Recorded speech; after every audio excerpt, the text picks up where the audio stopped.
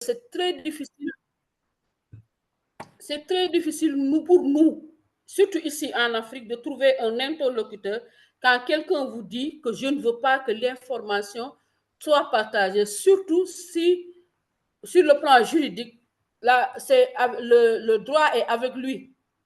C'est très difficile et nous avons des problèmes. Pour ce cas-ci, on a eu la chance de passer après par son fils, mais ce n'est pas toujours le cas les cas qu'on rencontre.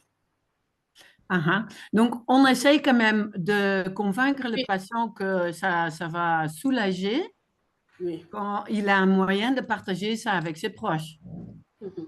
Oui, on a essayé, mais surtout, on a essayé par les actes. Par les actes. Voilà. Ce n'est pas seulement venir et lui dire fais ceci, fais cela, mais c'est quand il a vu la nécessité de ce qu'on venait lui faire et quand il a vu cette importance que lui aussi a commencé à s'ouvrir à nous et à accepter certaines choses qu'on lui demandait. D'accord, d'accord. Merci pour votre réponse. Voilà. Madame Vilma, toujours pour vous, parce qu'il nous arrive parfois de trouver dans une famille, l'épouse ne vous donne pas, par exemple, c'est l'époux qui est malade, mais l'épouse ne vous donne pas les dossiers ou bien les documents du malade. Il vous donne les siens. Donc, vous êtes obligé de vous occuper de l'épouse pour pouvoir avoir son accord pour s'occuper du mari. Et je pense que ceux qui sont dans les soins palliatifs ici au Sénégal peuvent vous dire que ce sont des choses qui nous arrivent de plus souvent.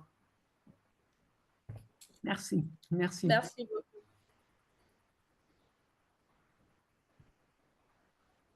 Et nous avons un commentaire de Nadia. C'est avant d'entamer une communication pour annoncer une mauvaise nouvelle.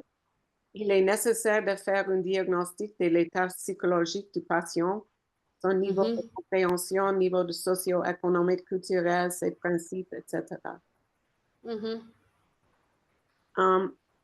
J'avais une question aussi. Est-ce que vous travaillez dans les pays où il y a des ethnies qui ne font pas confiance dans les autres ethnies? Donc, si par exemple, vous avez une patiente d'une tribu qui vient à l'hôpital et il n'y a pas de personnel de cette tribu dans l'hôpital, donc le patient n'a pas de confiance. Est-ce que vous me comprenez? Oui, c'est plutôt les... Par exemple, vous pouvez avoir certaines ethnies ici au Sénégal. Il y a une très grande fierté qu'on note quand on les... Par exemple, les tout couleurs, mes cousins tout couleurs. Eux, ils sont trop fiers. Et ils ont trop l'habitude de parler leur langue. Maintenant, quand vous les recevez, vous êtes obligé, vous trouvez non seulement si c'est un homme, vous aurez du mal en tant que femme à les aborder. Donc, vous allez trouver un autre homme, de surcroît quelqu'un qui parle leur langue. Maintenant, c'est plus facile de les aborder comme ça. Et maintenant, on a dit tout à l'heure, et c'est quelque chose que je tiens de Dr Miller, la plus grande... Ce que vous pouvez apporter le plus à votre patient, c'est votre compétence et votre professionnalisme. S'ils sentent que vous êtes compétent, s'ils sentent que vous êtes professionnel, là, ils vont faire fi de votre sexe, de votre appartenance et autres. C'est là qu'ils vont vous accepter beaucoup plus. Par exemple, on peut avoir quelqu'un qui vous dit « une femme ne va pas me poser une sonde urinaire », mais à un moment donné, il va accepter et à partir de l'instant où il voit que en tant que femme, vous y réussissez, la prochaine fois, il va accepter les autres femmes. Mais c'est vrai que les problèmes d'ethnie, parfois, on n'en a pas trop au Sénégal, mais parfois, il y en a des croyances qui persistent et ça peut être une entrave dans la communication, dans les milieux de santé. Merci. Est-ce que Maguette est là, Maguette Diouf? Je ne pense pas. Non, je ne pense pas. Est-ce qu'elle est là, Maguette? Ok, quand elle a dû partir. Je n'ai pas vu son nom. D'accord. Parce qu'eux, ils ont une très grande expérience aussi par rapport aux personnes en soins palliatifs avec la communication est très difficile parfois. Il y a des questions?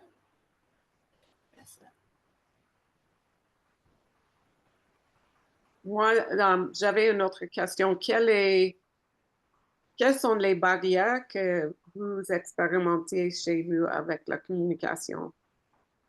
Je pense que nous avons déjà dit quelques barrières, mais est-ce que vous en avez d'autres? Peut-être les langues parfois, parce que parfois un patient peut venir vous voir, vous n'avez pas la même langue. Et les traductions ne peuvent pas être aussi fidèles que vous l'espériez. Peut-être ce sont des problèmes qu'on peut avoir dans les communications. Mais on a aussi parlé du non-verbal.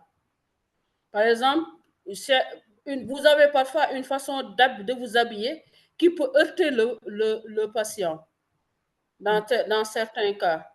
Par exemple, dans des sociétés un peu traditionnelles, si vous venez avec un certain accoutrement, déjà vous créez des barrières avec votre patient. Même quand tout à l'heure, par exemple, par rapport à l'annonce de la mauvaise nouvelle, on a toujours tendance à dire quand vous parlez avec votre patient, mettez-vous à son niveau. Vous ne pouvez pas vous mettre debout et parler à quelqu'un.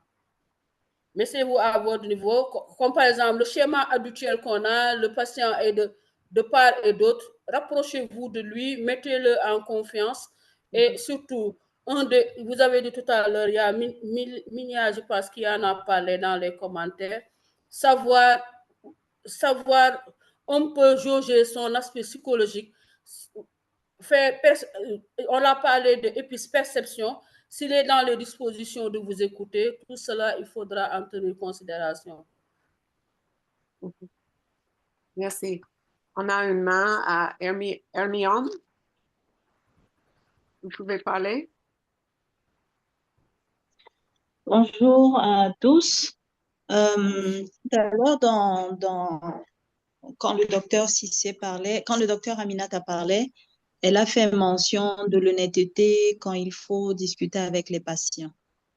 Et aussi, ma question est, j'entends souvent dire les médecins, non, on ne peut pas tout dire aux patients, on peut pas leur donner tout leur diagnostic, de peur surtout quand c'est grave, de peur qu'ils aillent se suicider, de peur qu'ils ne le prennent pas bien et tout.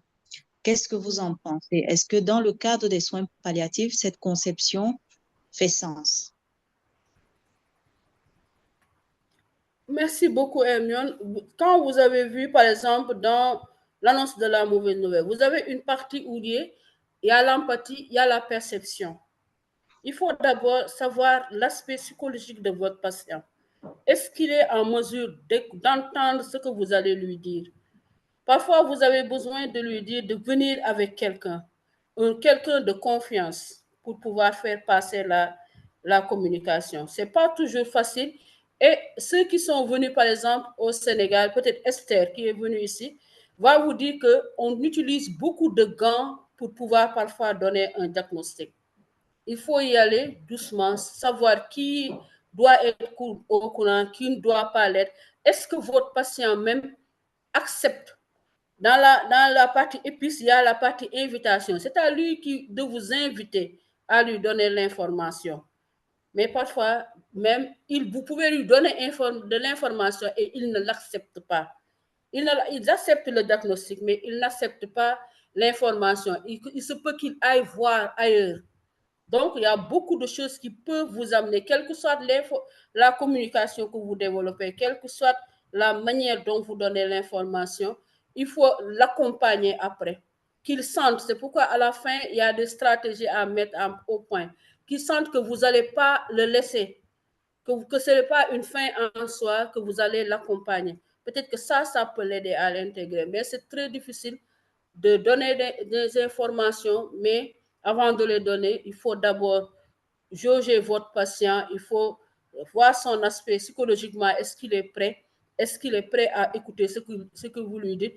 Et s'il a besoin aussi de l'apport de quelqu'un d'autre, appeler cette personne. Parfois, ça peut être un membre de sa famille, mais ça peut appartenir aussi à la communauté religieuse. C'est pourquoi parfois, vous allez avoir besoin d'un imam, d'un prêtre, quelqu'un qui est là, peut-être qui peut lui parler. Ça,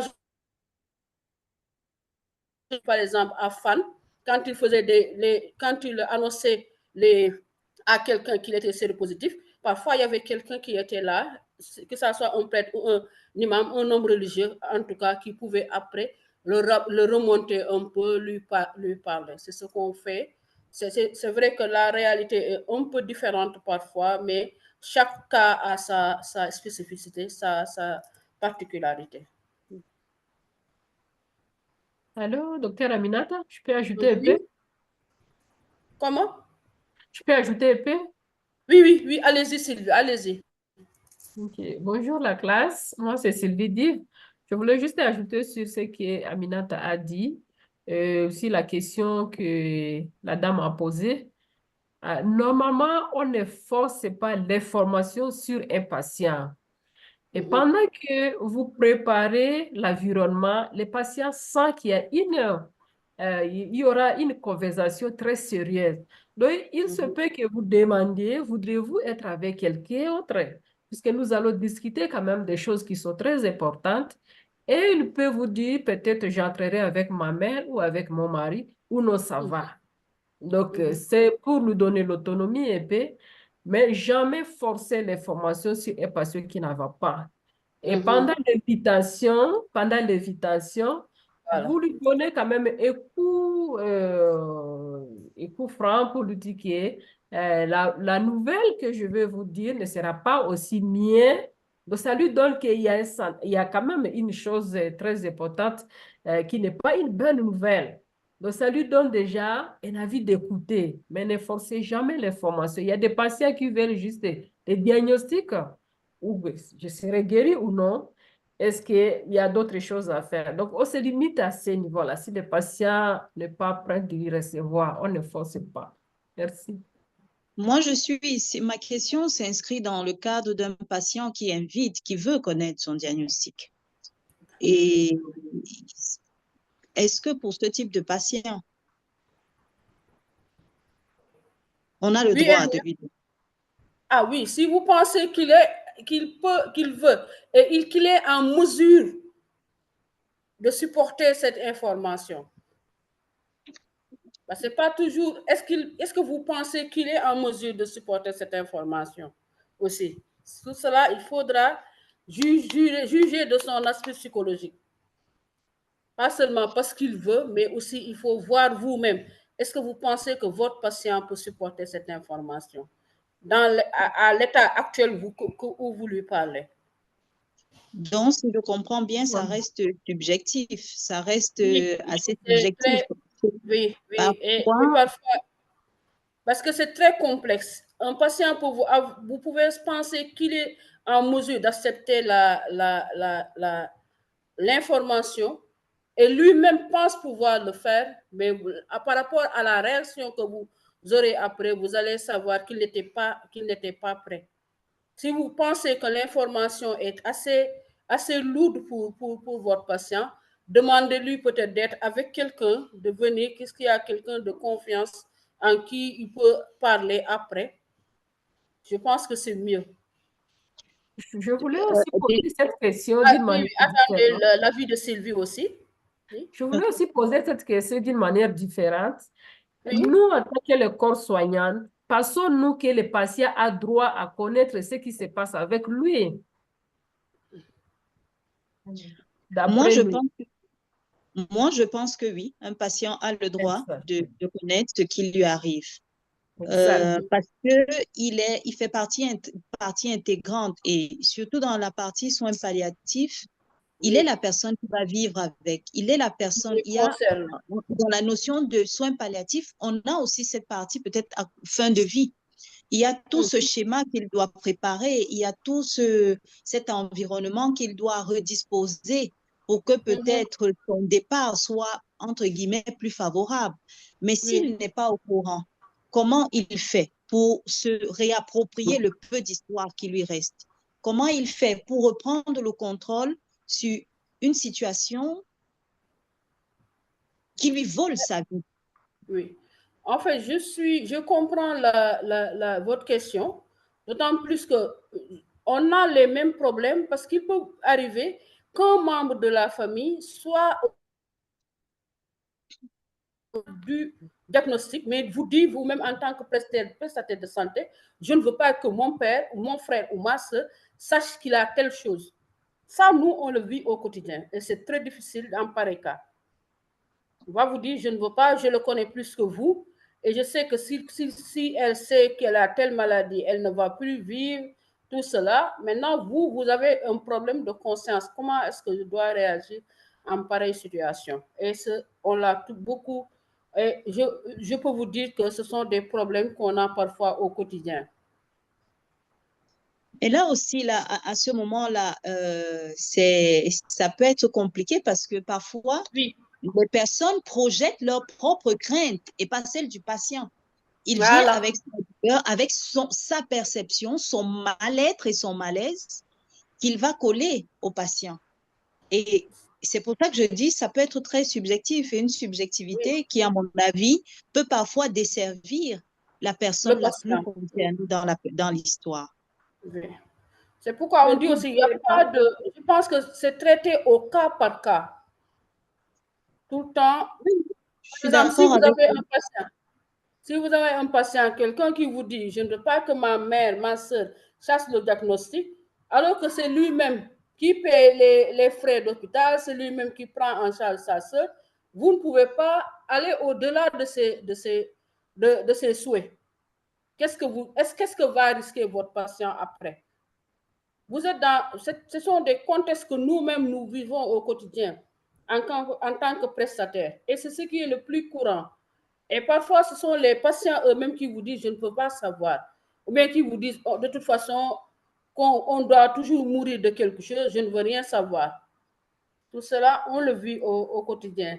Et ce sont des cas qui sont traités au cas par cas. Il n'y a pas de formule pour tout le monde parce que non seulement il y a la famille, il y a le patient, mais la famille, et c'est différent d'un patient à un autre. Merci beaucoup. Merci, Hermione. Merci beaucoup. Il y a la main de Wilma. Et après ça, nous allons passer à le cas d'étude, mais nous pouvons avoir les questions après le cas d'étude. Mais il y a aussi les questions dans le chat. Peut-être pendant le cas, Aminata, vous pouvez répondre pendant le cas de Sylvie. D'accord. OK, Wilma, je vous donne la parole. Merci, merci. Parce que je voudrais juste réagir sur la discussion qu'on vient d'avoir.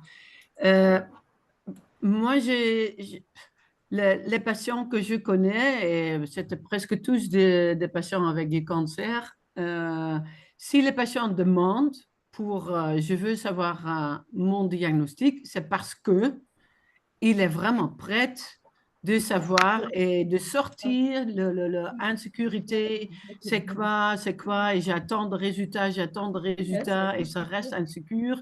Et les médecins parlent autour de ça, ils ne veulent pas être précises. Et donc, les patients, en fait, il est prêt et en fait soulagé, il y a finalement un diagnostic. Et avec ça, et je suis d'accord avec Madame Hermione, que là, avec ça, la patient peut continuer à décider et planifier pour lui-même ou elle-même qu'est-ce que je vais faire avec cette information. Donc, je ne comprends pas, docteur Aminata, pourquoi vous dites ça dépend le cas et est-ce qu'il est vraiment prêt? Peut-être la famille n'est pas prête, ça pourrait aussi, mais on parle quand même de patients qui a tout le droit de savoir, n'est-ce pas? Oui, le patient a droit de savoir. Parfois, on peut se rendre compte que c'est nous-mêmes qui ne sommes pas prêts, mais le patient est prêt à savoir. Mais parfois, par exemple, quand vous êtes dans un pays comme le nôtre, vous avez un contexte familial tout autour. Vous avez un patient qui veut savoir, mais la personne qui s'occupe de lui, ceux qui sont avec sa famille, ceux qui sont avec lui à la maison, tout cela vous demande à ne pas... C'est ça, en fait, c'est un problème que... Je parle de vécu. Ce qu'on a, par exemple, ici. La plupart du temps, c'est la famille même qui ne veut pas que le patient sache. Et c'est là notre problème. C'est là que se trouve, nous, notre problème. Parce qu'on a peur après de la réaction de la famille face à l'information que détient maintenant le patient. Si je peux ajouter, il y a des gens qui croient dans la puissance des mots. Donc, si vous dites quelque chose comme vous avez un cancer et nous ne pouvons pas le guérir. C'est comme un peu une espèce de maudit. Et cette personne va mourir à cause de vos mots. Et il faut se rendre compte des choses dans la culture qui sont un peu comme ça. Que des fois, la puissance des mots, il faut vraiment, moi, je pense qu'il faut vraiment connaître la culture. Mais aussi, je crois, comme Dr. Cissé a dit aussi, il faut se connaître aussi parce que si nous avons peur aussi, je sais, moi, dans le contexte où je travaille, bon, je travaille avec les personnes, je travaille vraiment avec les patients qui sont en fin de vie parce que je travaille dans un hospice, mais je ne suis pas à l'aise avec les mots « vous allez mourir ». Comprenez, moi, je préfère dire quelque chose comme « ah, vous allez partir bientôt » ou peut-être le temps n'est pas si long que vous le voulez, mais de vraiment dire le mot « vous allez mourir », pour moi, c'est difficile, mais moi, je sais que c'est un problème avec moi-même. Mais si je suis avec une personne qui veut vraiment savoir, je comprends que cette personne, je pense qu'il ne faut pas penser que tout le monde est comme nous et veut savoir dans la même manière que nous voulons voir. Donc, tout ça pour dire que c'est compliqué. Il faut se connaître d'abord et il faut vraiment connaître les gens, notre contexte. Esther, pour toujours avec Madame Vilma. Oui. Nous, on a eu un cas d'une patiente qui avait un cancer du sein. Quand on lui a dit le mot cancer là, quand on lui a dit que c'était un cancer, quand la famille a su que c'était un cancer, tout le monde l'a fui, sauf sa belle-sœur. Et 2-3 mois après, la belle-sœur a eu un cancer du sein. Donc, pour les autres, c'est parce que la première, la femme, c'est elle qui l'avait contaminé dans l'esprit des autres. Elles se sont retrouvées du jour au lendemain. Elle était rejetée parce que le mot cancer, peut-être vous êtes plus familiarisé à ça maintenant, vous avez démystifié un peu, mais le mot cancer, jusqu'à présent, ça a son impact. Elle a été rejetée par sa famille, son époux, tout le monde. Il n'y a que sa belle-sœur, la femme de son frère, qui s'occupait d'elle. Et par le pur hasard des choses, celle-là aussi, 3 mois, 4 mois après, a développé la même chose. Donc, dans l'entendement de tout le monde, déjà, ils sont dans leur esprit, non seulement c'est contagieux, mais c'est parce que déjà, ils ne vont pas voir ça comme une maladie, mais parfois même comme une malédiction. Donc, c'est un peu, dans le contexte qu'on est, c'est un peu difficile de parler. Par exemple, ce patient-là, si on savait, peut-être qu'on n'allait pas en parler pour la protéger. Qu'est-ce que vous en pensez? Oui, ça, vous donnez un bon exemple. C'est un exemple qu'on a vécu. C'est pourquoi j'ai demandé si Maguette est là. On l'a vécu ici avec nos prestations. Parce que bien sûr, de où moi je viens, on n'a pas ça. Les cancers, ce n'est pas transmissible, donc dans ce sens-là, on ne va pas culpabiliser quelqu'un. Vous le savez, nous, on le sait. Mais eux, par exemple, ce n'est pas tout le monde, même si on le leur dit, ils ne vont pas accepter. D'autant plus que maintenant, si la belle-sœur a maintenant le cancer, ça va être très difficile dans cette famille de leur faire savoir que ce n'est pas transmissible. Bien compris, bon exemple. Merci. Je pense qu'il faut aller à Sylvie. Merci beaucoup, Dr. Cissé. Comme j'ai dit, vous avez beaucoup d'expérience et c'était très intéressant. Et nous allons passer à Sylvie. Sylvie, est-ce que vous pouvez partager votre écran?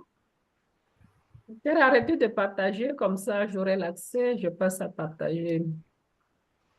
C'est bon. OK. Je ne sais pas. Oui, merci, merci, Dr. Cissé. Est-ce que vous pouvez répondre aux questions dans la chat?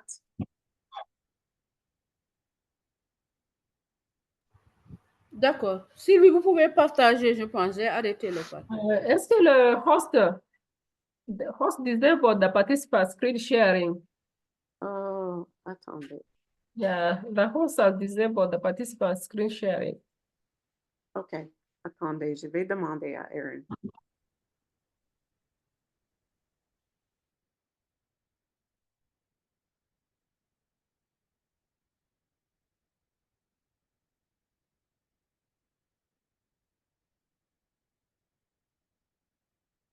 Oui, pendant elle contacte Eric, je ne sais pas s'il y a d'autres questions à laquelle docteur Aminata peut toujours répondre. Je ne sais pas. Essaie de partager l'écran maintenant parce que j'ai changé une des settings. Là, ça va? Oui, ça va. Partager. Ah, ok, ça va. C'est déjà en forme de diapo, je pense. Pas encore en forme de diapo, mais ça va. Ok. Ça va bien? Oui. Oui. Merci beaucoup. Voilà. Donc, je ne vais pas beaucoup me présenter pour gagner du temps. Je suis enseignante à Hospice Africa Uganda. Je présente de Ouganda, Est de l'Afrique. C'est aussi une joie d'être parmi vous pour le deuxième, je sais, troisième cohorte avec le ECHO. Je veux partager un peu sur l'étude des cas. Et voilà des questions qui vont nous orienter. Voilà, nous avons 4 questions. Je ne sais pas, si nous avons combien de temps? Il nous reste combien de temps? On a une demi-heure pour la présentation et la discussion. OK, donc j'ai à peu près 30 minutes alors. Oui. Voilà. Alors, je sais que nous venons de parler de l'annonce des compétences nécessaires pour la communication.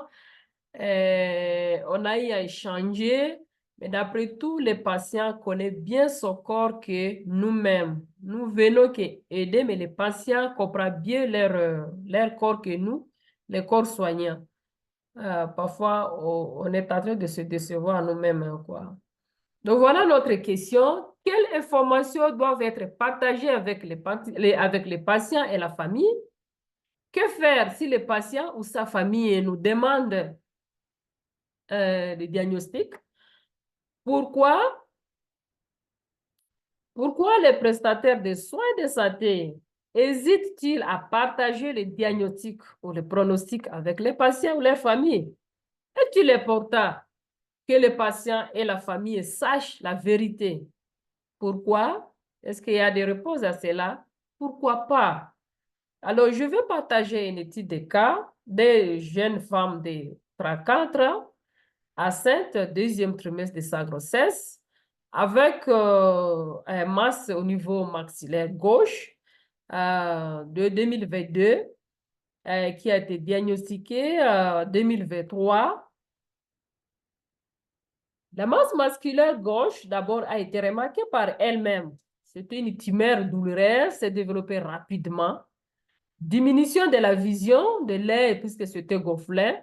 La biopsie initiale se fait le 13 en 2022, mars. Et le résultat anatomopathologique reçu le 4 avril indiquait une lésion fibrose osseuse bénigne. Donc, ce n'était pas un cancer. Elle est dans la deuxième trimestre de sa grossesse. Elle a fait l'échographie pelvienne dans une clinique locale.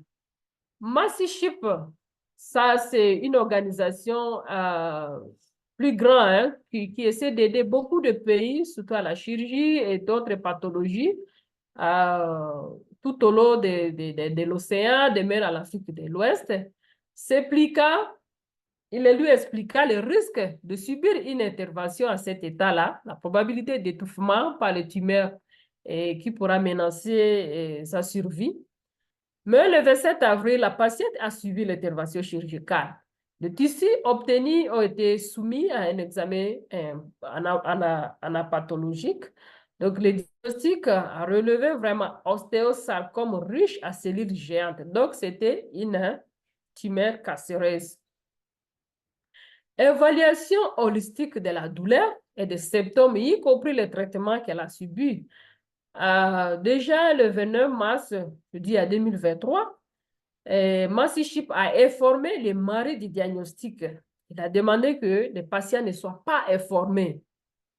Son mari a peur qu'elle sache qu'elle aura un impact sur la santé mentale sur la femme. Il va aussi naître.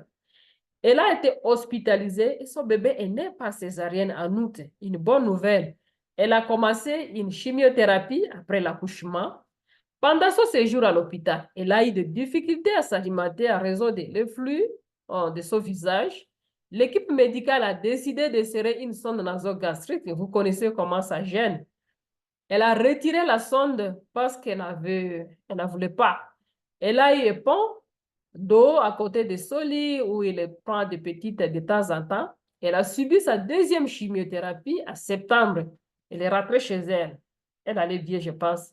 Elle vivait dans une région boue et son mari et sa famille sera à Dakar pour le traitement. Donc, je pense que financièrement, ça allait quand même. Elle a aussi d'autres enfants. Lorsqu'elle est à l'hôpital, ses enfants lui manquent beaucoup. Son mari a un bon emploi. Ils ne sont pas vraiment inquiets pour tout ce qui est finance. Son mari se culpabilise et dit qu'il a rendu malade car il était à bonne santé avant la grossesse. Son mari ne veut pas qu'elle sache à quel point sa maladie est grave. Il la protège, les visiteurs même. Elle ne peut pas communiquer correctement à cause de cette gonflement. Son mari contrôle les visites. Toute personne qui entre, vraiment, il y a trop de contrôle. Les maris parlent deux fois toujours au nom de sa femme. Non, n'entrez pas et elle dort. Voilà, de différentes raisons il donne. Son mari dit qu'il ne reçoit pas beaucoup d'informations sur ce traitement. Elle est de la religion musulmane. Dans son regard, on lit l'anxiété à des questions qu'elle n'arrive pas à exprimer, mais elle n'est pas aussi non plus déprimée. Alors, il y a eu la collaboration, puisqu'on ne travaille pas seul, tel que médecin Massy, qu'on a abrévé à MS. Elle s'est rendue dans une clinique locale pour effectuer résumé, pour faire l'examen de sa grossesse et puis ça a été positif. Première et deuxième biopsie a été effectuée par le Massy toujours. Intervention chirurgicale par Massy. L'équipe locale de suivi composée des gynécologues d'oncologie et la chirurgien permanent avec lui. Les maris parce que la chimiothérapie a commencé tardivement parce qu'il a fallu un certain temps pour que l'équipe se réunisse. Elle reçoit des visites sociales de la part d'une infirmière de soins palliatifs qui a été orientée vers la malade par le médecin, par le Massy. Donc voilà, en résumé, je dis que c'est une jeune mère atteinte de sarcome à croissance rapide. Elle ne connaît pas son diagnostic. Son mari connaît le diagnostic, mais ne veut pas lui dire. Après la chirurgie, lors de la visite, qu'elle a su que c'est une rencontre de son mari, et puis il dit, je lui ai dit que c'est pas grave, la chimiothérapie va guérir ça. Donc la maladie et le cancer. Elle suit une chimiothérapie, mais son mari estime que l'équipe médicale ne lui communique pas vraiment l'information nécessaire. Alors, merci beaucoup. Je sais que vous n'avez pas tout suivi, mais il y a quand même des choses qui vous a cliqué, hein, qui vous a fait réfléchir. Alors, nous allons discuter ensemble sur ces 4 questions-là. Quelles informations doivent être partagées aux patients et la famille? Tamien, vous pouvez commencer le premier ou la première question, ou soit le deuxième, le troisième, et nous discutons ensemble. Donc voilà, est-ce que vous allez diriger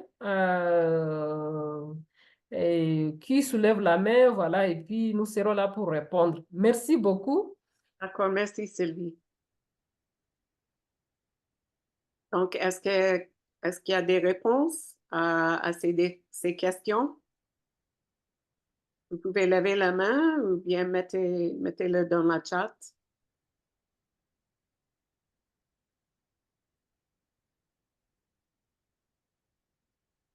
Nadia? Nadia, Bonjour à tous. Oui, merci beaucoup pour la parole. J'aimerais bien vous remercier pour ces cours et je vous remercie aussi pour le temps que vous accordez pour nous. Alors, pour le cas, on a vraiment passé par des cas similaires. La prise en charge d'un patient en oncologie, c'est une prise en charge holistique et qui exige la collaboration interprofessionnelle, interdisciplinaire, ainsi que la collaboration de la famille, ainsi sans oublier la collaboration et le pilier de cette prise en charge, c'est le patient. Donc, il est nécessaire d'informer et le patient et la famille sur son diagnostic, son plan de soins futurs, ses étapes et les étapes qu'il va passer avec pour aboutir à une prise en charge correcte. Donc, il faut respecter l'autonomie du patient et il faut lui demander ce qu'il veut savoir, les informations nécessaires pour la prise en charge de son état et prendre son consentement pour partager ces informations à ses proches, à sa famille et pourquoi pas avoir une personne de confiance qui va participer et intégrer ce plan de prise en charge. Cacher le diagnostic constitue pour moi un obstacle de la prise en charge. Donc, si le patient désire savoir son diagnostic, il a tout son droit de le savoir, mais il ne faut pas donner toutes les informations en un seul coup. Il faut fractionner ces informations selon l'état psychologique du patient et selon l'accompagnement de ce patient et par un psychologue ainsi que par un membre de sa famille. Les prestataires, ils refusent, mais ils ne refusent pas, mais ils fuient l'annonce de mauvaises nouvelles parce qu'ils constituent une expérience qui n'est pas très simple. C'est une expérience épuisante sur le plan émotionnel et psychologique et pour le professionnel de la santé ainsi que pour le patient et la famille. Pour les patients et les familles, ils constituent, comme je dis, les piliers de la prise en charge. Donc, je pense que la réussite de la prise en charge exige la collaboration de trois piliers principaux, le patient, la famille et les professionnels de la santé. Et merci. Merci beaucoup. Je aimais ce que tu as dit, que le patient reste le pilier de tout ce que nous faisons. Il doit être au cœur de tout ce que nous faisons. Et dans le scénario, les malades ne connaissent pas le diagnostic, mais plutôt son mari connaît le diagnostic. Est-ce qu'il arrive que nous faisions des choses comme ça dans nos pratiques quotidiennes? Et il faut se rendre compte de la contexte parce que le rôle des femmes et le rôle des maris, ça joue un très grand rôle dans les discussions parce que chez nous, dans l'Orient, les femmes sont égales avec le mari, mais dans les autres pays, c'est le mari qui a le contrôle, qui a l'argent, qui décide tout. Donc, comment nous pouvons exiger qu'une femme prenne une décision si elle n'a jamais fait des choses comme ça? Parce que c'est toujours son mari. Donc, c'est ça pour moi une petite question, un petit problème. Parce que dans ce cas, est-ce que la femme voulait savoir vraiment? Ou est-ce qu'elle avait confiance dans son mari et c'est son mari qui normalement gère tout? On a eu des cas, par exemple, où on doit faire des césariennes en urgence. Et la femme dit non, tant que mon mari n'est pas là, on ne touche pas sur moi. Est-ce qu'il vous arrive comme ça? Il y a des choses comme ça. Sylvie? Oui. Voilà, moi je pense que, je ne sais pas si Madame Milma est là, mais ça rejoint un peu les situations que nous vivons.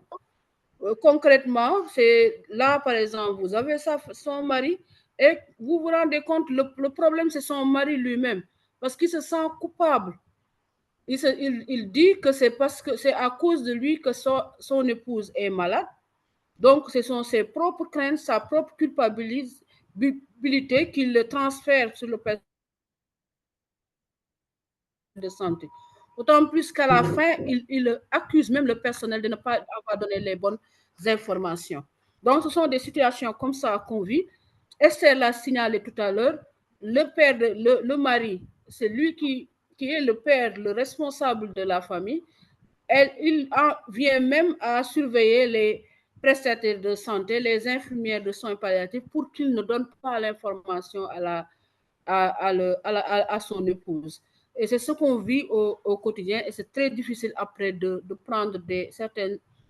C'est pas aussi facile, c'est plus facile par exemple de son côté de donner un diagnostic, d'annoncer des nouvelles, mais là le poids de la famille est très très important. Voilà. Comment peut-on aider alors les maris pour que nous restons quand même professionnels? Comment peut-on aider la famille, ou soit les maris, qui cachent à tout point de vue? Et sa deuxième préoccupation est que probablement c'est lui qui a pu transmettre la maladie à sa femme. Moi, personnellement, je pense que l'objectif ici, c'est surtout le mari. Parler au mari, de telle sorte qu'il comprenne qu'il n'est pas responsable de la situation. Peut-être c'est cette culpabilité qui le pousse à tout cacher à son épouse. Parler au mari, lui expliquer qu'il n'a rien à voir par rapport à l'état de son épouse, lui expliquer l'importance de parler à la femme par rapport à son diagnostic. Peut-être que c'est le mari qui est l'objectif. Peut-être quand il comprendra beaucoup mieux, il sera beaucoup plus ouvert et on pourra ainsi accéder à l'épouse. Moi, je pense que de mon côté, l'objectif, ce sera d'abord le mari, lui parler, qu'il soit la porte par laquelle on pourra parler avec son épouse. Donc, il y a l'approche culturelle dans ça. Mais moi, je me dis, la femme a suivi la chimiothérapie. Pendant qu'elle suivait la chimiothérapie, est-ce qu'il n'y a pas même une fuite? Est-ce qu'il n'y a pas de déni de la part de son épouse, de la femme? Alors, oui, il y a Aloïs et puis il y a Wilma qui a soulevé la main, si je dis bien. On commence de Aloïs, alors c'est pour balancer la gender balance. Vas-y, Oui, Aloïs. bonjour. Bonjour, Boubacar. Voilà, merci beaucoup de nous avoir donné l'opportunité et le privilège de suivre ces cours très intéressants. Moi, je suis vraiment un novice, comment dirais-je, novice, ou bien je ne maîtrise pas trop les questions de santé parce que ce n'est pas mon domaine. Mais en tant que pasteur, j'aimerais véritablement intervenir parce que dans ce cas précis, moi, je pense que la personne vraiment qui doit décider, c'est le malade lui-même, c'est la femme. C'est vrai, dans son contexte culturel, souvent les maris ont le pouvoir, mais si nous regardons sur le plan de la vie, chacun est responsable de sa propre vie. Et je pense que la personne a le droit de comprendre tout ce qui lui concerne véritablement. Maintenant, je ne sais pas comment véritablement les prestataires pourraient vraiment agir pour que le malade lui-même qui est concerné puisse être au courant de tout ce qui se passe autour de lui. Autre chose, on a aussi évoqué les croyances quand le docteur Aminata a présenté, c'est important parce que, bon, ici, c'est un cas où les deux sont musulmans, mais si c'était vraiment des chrétiens, ça serait préférable qu'on puisse le dire à la femme, qu'on puisse l'expliquer le cas. Parce que, pourquoi je le dis, c'est parce que je crois que aussi il y a les miracles. Je pense qu'une fois que la personne est consciente de ce qui se passe autour de lui, il peut faire recours aussi à la prière, vous voyez, à la prière, et puis ça, le jour, peut-être, voilà, le Seigneur peut agir. C'est mieux de vraiment de cacher la maladie et que ça tend vers sa mort. Merci beaucoup. OK. Merci pour l'ajout, Boubacar. William, tu veux ajouter? Je ne sais pas si c'est ajouté, mais effectivement, j'ai aussi un problème avec monsieur. Je crois que monsieur, il veut contrôler tout. Et lui, c'est le diagnostic. Lui, il juge qu'est-ce que le personnel peut dire, oui ou non. Lui, il juge si la personne soins palliatifs, qu'est-ce que la personne va échanger avec sa femme. C'est lui qui gère la famille. En fait, il oublie sa femme totalement, à mon avis. Oui. Et malgré tout, il pense que c'est une protection, mais il oublie que ça lui donne plus d'anxiété que, en fait, ça lui aide. Donc, je suis d'accord avec Dr. Aminata. Je crois qu'il faut, je dirais, attaquer monsieur pour créer une ouverture de comment accéder la femme. Parce que finalement, c'est elle la patiente, c'est pas monsieur qui est la patiente, qui a besoin d'un accompagnement, ça c'est clair, mais c'est pas lui la patiente. Et juste pour retourner vers l'idée de cette césarienne, je comprends, hein, elle est enceinte et donc dans ce moment-là, peut-être c'est pas le meilleur moment, mais elle n'est plus enceinte, elle a accouché et ça continue l'histoire.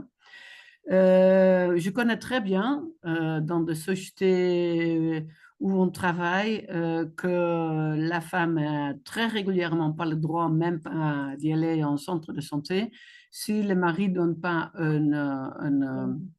son accord. Et on travaille quand même pas mal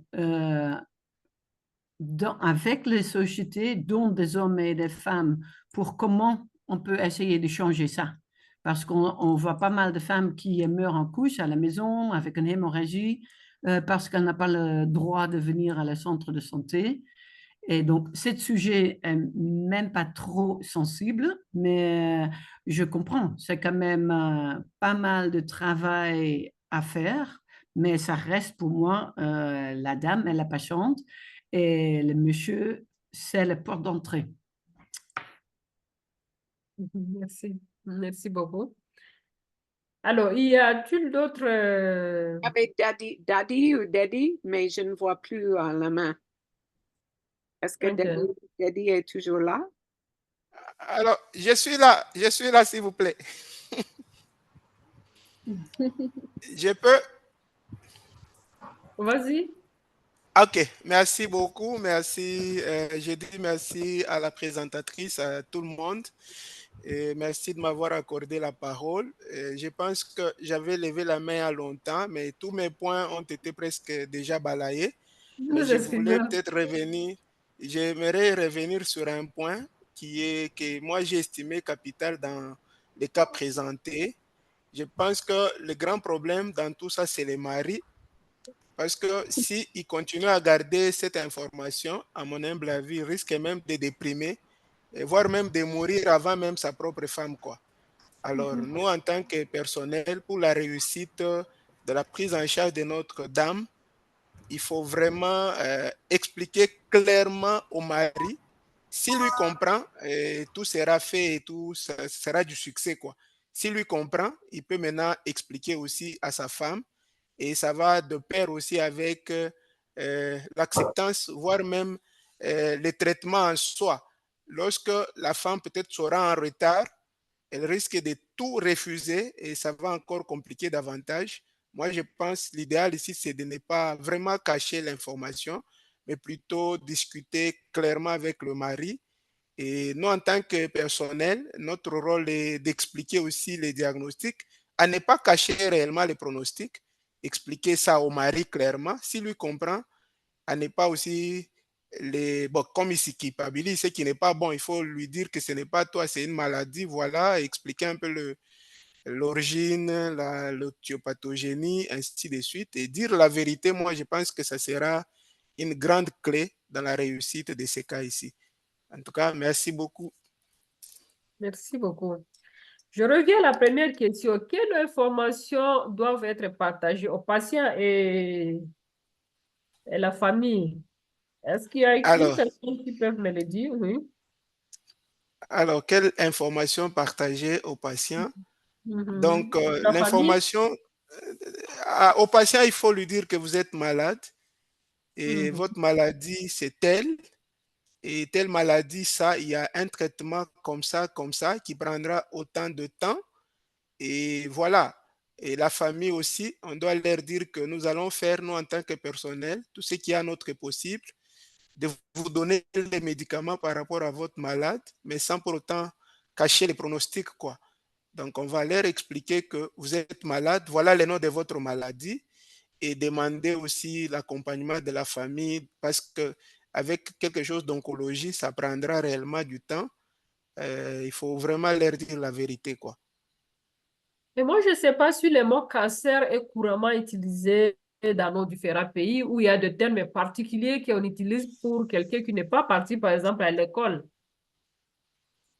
Oui, c'est pourquoi j'ai insisté plus sur la compréhension facile du mari. Comme vous savez aussi, dans nos contextes, parfois, bon, les mamans aussi, peut-être, elles ont parfois une petite difficulté de compréhension. Si le mari comprend, il peut maintenant, dans sa propre langue et ses propres termes, essayer un peu d'expliquer. Mais avec l'avènement de l'informatique ou de la technologie, tout le monde peut comprendre que le cancer, l'un de nous aurait même dit que est-ce qu'il n'y a pas déjà des soupçons? Parce que quand on commence la chimio là, même les profanes commencent déjà à comprendre que la chimio, ce n'est pas dans n'importe quelle maladie comme la malaria qu'on peut faire ça. Elle aurait même peut-être en elle-même déjà une petite partie de l'information, mais comme c'est le mari qui a le monopole d'une bonne information familiale, je pense que dans des termes clairs, dans la dialecte ou dans la langue locale, le mari peut nous aider à véhiculer cette bonne information auprès de sa femme. OK. Mais si je passe à la troisième question, pourquoi les prestataires, nous les soignants, nous hésitons toujours à partager les diagnostics ou les pronostics avec le patient et leur famille? En tout cas, ça c'est vraiment une question très, très difficile. Pardonnez-moi d'évoquer les problèmes de mon pays. Alors, quand vous annoncez maladie, vous risquez d'être lynché, quoi. À un moment donné, les gens essaient un peu de fuir ou de se cacher. Mais moi, à mon humble avis, j'estime que ce n'est pas une bonne chose. Il ne faut pas hésiter. Dès qu'on a toutes les preuves d'examen anatomo-pathologique, clinique, que c'est telle maladie confirmée, je pense que dans un bon cadre, on peut inviter cette famille-là avec un bon ton, essayer de leur parler vraiment avec beaucoup d'amour, leur expliquer vraiment. Donc, n'hésitons pas en tant que prestataire. On peut peut-être même avoir des problèmes à la longue parce qu'on a la vérité et dès qu'on ne la partage pas, on risque d'être lynché après, soit disant qu'on connaissait mais on cachait, ce qui ne sera pas une bonne chose et les malades risquent de mal interpréter cela. Dédé, je vais vraiment donner la parole à Binta. Binta, vous pouvez parler? Bonjour. Bonjour. En tout cas, merci beaucoup au présentateur du jour, toutes les deux personnes, Dr Aminata et Madame Sylvia. En tout cas, les soins palliatifs, c'est un sujet qui me passionne, mais en particulier la communication. Parce que on fait face à beaucoup de problèmes dans notre pratique, mais surtout d'ordre culturel. Moi, je pense que si dans la santé, on dit clairement que dans la charte du malade, que le patient a droit à l'information, je ne pense pas que les gens l'ont dit sur un coup de tête. Je pense que c'est quelque chose qui doit pouvoir se faire et ça doit se faire. Alors maintenant, quand face à notre exercice, on est heurté à la culture. Je pense que c'est bon de s'asseoir et de voir comment faire les choses. Et communiquer en soins palliatifs, je pense que nous tous, on sait que ça requiert beaucoup de compétences parce que c'est des choses qui font appel à beaucoup de choses à la fois. Donc, c'est bon qu'on ne se jette pas sur la chose ou bien qu'on n'essaye pas de l'éviter. Mais au contraire, je pense qu'on doit chercher à s'équiper pour pouvoir le faire comme il faut parce que c'est essentiel. Moi, je pense que c'est vraiment essentiel qu'on ait une très bonne communication avec nos patients parce que quand on le fait, ça nous donne de très bons résultats pour la suite du traitement. Mais si on veut juste rester sur les barrières que nous imposent les cultures et les situations, c'est vrai, on va faire, mais je trouve qu'on ne sera pas efficace. Donc, je nous encourage vraiment à s'il le faut, après cette session, organiser d'autres sessions dans nos milieux de travail ou de faire appel à nos experts pour qu'ils nous appuient, mais vraiment pour qu'on soutient, pour bien communiquer avec les patients afin que les traitements, parce que c'est un pilier assez important du traitement pour que le traitement se fasse comme il faut. Merci beaucoup. Je veux dire la compagnie. Merci beaucoup. Donc, autrement, vous avez répondu à la 4e question. Ah. Oui. Sylvie? Oui. Voilà, juste par rapport à la 3e question. Oui. Il faut comprendre que nous aussi, nous faisons partie de la société. On a nos cultures, nos valeurs, notre façon de penser. C'est pourquoi on a dit dans la présentation, il faut d'abord faire un travail sur soi pour prétendre aller vers l'autre. Il faut qu'on accepte. Si moi-même j'ai des problèmes pour accepter, pour parler de certaines choses, cela va sans dire que j'aurai aussi ce problème face à... Je ne pourrais pas aider un patient qui a de tels problèmes. Donc, je dois voir comment est-ce que je me sens par rapport à ma culture, la façon de voir, est-ce que moi-même je l'accepte d'abord, d'où l'importance peut-être de la fenêtre de Johari, savoir qu'est-ce qu'il faut favoriser par rapport à certaines choses pour pouvoir être en accord d'abord avec moi-même. Parce qu'en tant que prestataire de santé, nous aussi, on a nos limites, on a notre façon de voir, parfois on a peur de poser certaines questions, on a peur d'affronter certaines situations. Donc, d'abord, l'idée ici, c'est de faire d'abord notre propre travail sur nous-mêmes avant d'aller vers l'autre. Merci beaucoup.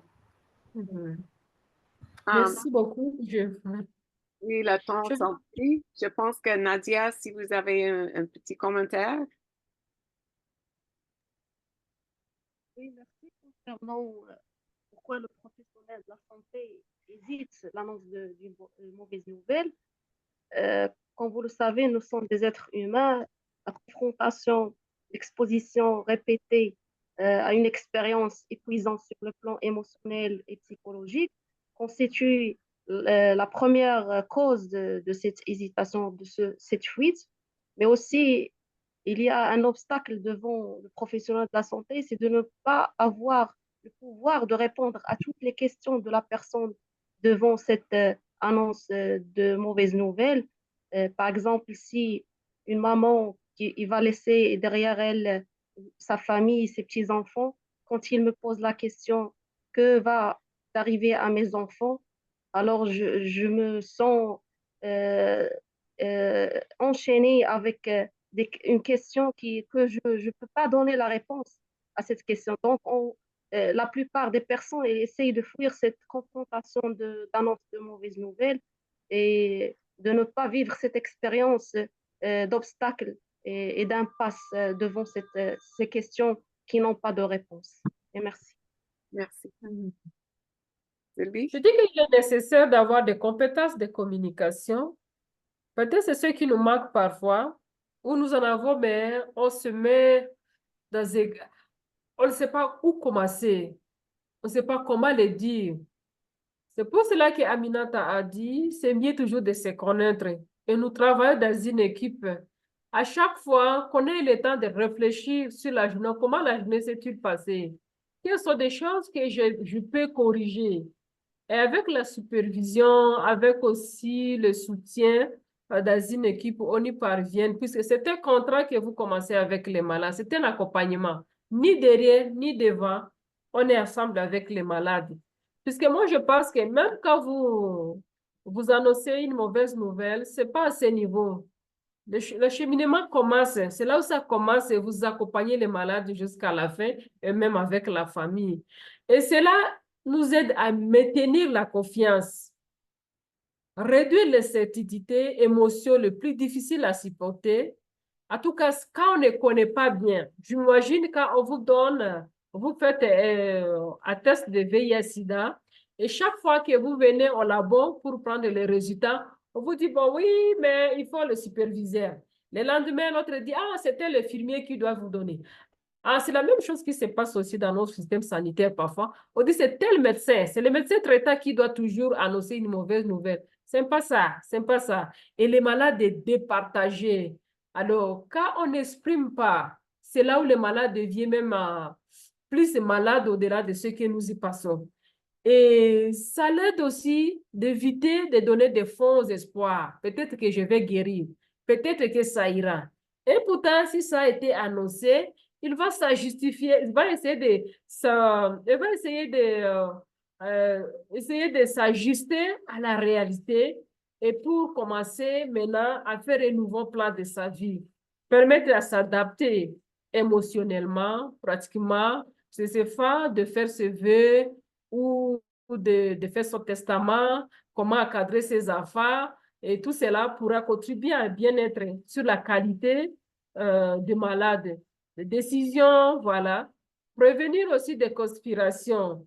Parfois, quand nous avons des nouvelles, nous, les corps soignants, et l'autre dit, attends, vous parlez, mais le malade attend, il comprend des signes non-verbaux, hein? Tout ce que vous faisiez non-verbalement, il comprend tout. Je n'y pense pas que la malade qui était sous la chimiothérapie ne connaissait pas qu'il y a quand même une chose grave que son mari est en train de cacher, ou soit aussi le corps soignant. Donc, il ne peut pas avoir de confiance puisque vous lui cachez. Le corps lui appartient. Nous avons aussi l'aspect qui tirait dans la prise de décision, c'est vrai, c'est le mari qui prend la décision dans beaucoup de nos pays africains ou dans nos familles. C'est le papa qui prend la tête. C'est lui qui doit être là pour dire, voilà, vous allez trouver ces chemins. Mais nous devons adapter nos soins palliatifs selon la culture, la croyance de notre société, mais pour que les malades puissent avoir la qualité des soins dans tout ce que nous faisons. Le proverbe africain dit que les démons dont on ne cite pas son nom, dans le cancer par exemple, on ne les voit pas. Quand vous citez le nom des cancers, donc ça se transmet. Quand vous chantez déjà une chanson de funérailles, donc demain vous attendez que les membres de la famille, voilà, l'autre est décédé. Donc on a ça à tête. Et puis ça fait partie de notre croyance. Hein? Donc si on n'annonce jamais la mauvaise nouvelle, on ne connaît pas ce qui se fera, donc c'est mieux que ça reste comme ça. Chacun reste dans son coin. Ça fait vraiment une douleur extrême dans notre pratique africaine à ce qui concerne l'annonce d'une mauvaise nouvelle. Et puis de la part aussi des corps soignants, il se dit que ils vont me blâmer. Est-ce que si le malade s'évanouit, par exemple, est-ce que je serai capable, ou soit on est dans une incapacité, on a trop de malades, on n'a pas le temps, environnement, on n'a pas aussi un endroit pratique, même dans un hôpital, là où c'est bien réservé pour des conversations comme ça. Donc, les corps soignants aussi se trouvent heurtés à de nombreuses difficultés. Et puis, finalement, on ne le dit pas. Et puis, les malades, ça va comme ça. Après, tout est jeté en soins palliatifs. On s'est dit, mais depuis tout ce temps-là, tu ne connais rien. Il ne connaît rien. Il ne connaît rien. Mais au fond du cœur, le malade connaît. Il connaît. On a pu trouver des malades à qui on a annoncé la mauvaise nouvelle et dit, maintenant, je peux guérir. C'est ce que j'attendais, c'est ce que je connaissais. En tout cas, pendant la pratique, je n'ai jamais connu un malade qui dit que je ne veux pas connaître ce qui se passe avec moi. Je ne l'ai jamais connu, à moins que vous nous disiez aussi le contraire. On n'a pas le temps, moi je pense qu'on devrait aller sur la deuxième vignette, mais Esther, je pense que le temps est parti et passé. Oui. On se conforte à beaucoup d'aspects éthiques tels que vous voyez. Il y a malfaisance déjà à ces malades. Il y a aussi l'autonomie qui est gâchée et tant d'autres choses, on devait parler. Mais voilà, merci. Merci beaucoup à Sylvie et à tout le monde. Et j'aime beaucoup ce que Binta a dit. Je pense qu'il faut prendre ce qu'on a appris et il faut vraiment avoir les discussions dans notre contexte pour mieux comprendre comment nous pouvons bien communiquer avec nos patients, avec nos malades. Donc, je pense qu'avec ce cours, il faut savoir que c'est l'introduction, n'est-ce pas? Donc, c'est le commencement. Donc, nous pouvons toujours aller un peu plus loin. Donc, merci beaucoup à Dr. Aminata Cissé et aussi à Sylvie et aussi à tout le monde parce que Nous avons beaucoup appris. Je vous encourage à lire les commentaires dans le chat aussi.